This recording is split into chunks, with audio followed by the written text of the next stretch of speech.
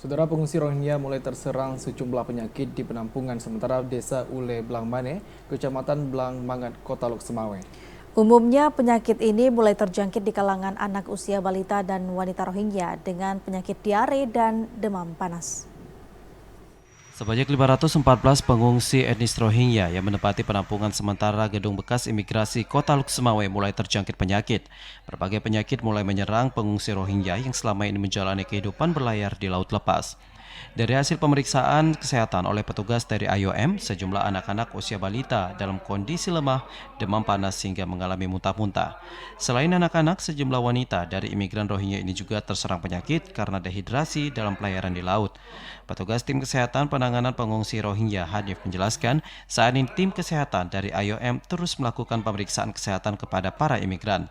Pihaknya juga mensiagakan petugas medis untuk memberikan perawatan khusus kepada para imigran ini.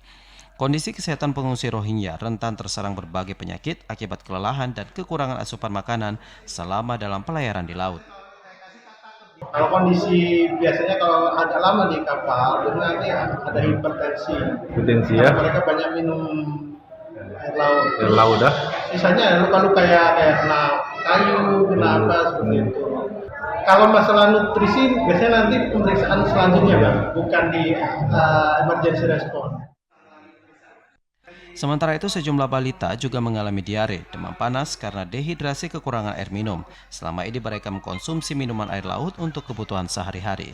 Selain itu, penyakit gatal-gatal yang menyerang kesehatan Rohingya juga dikarenakan kebersihan yang tidak terjaga. Dari Lok Semawe, Muhammad Ilyas, TVRI melaporkan.